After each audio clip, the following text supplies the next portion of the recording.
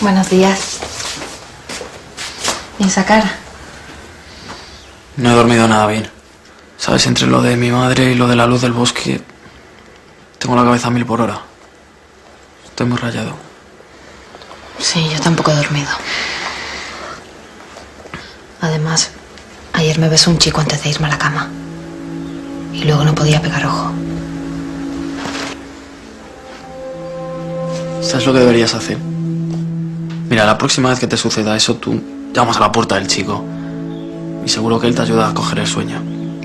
¿Tú crees? Sí. Vale. Pues para la próxima le llamo.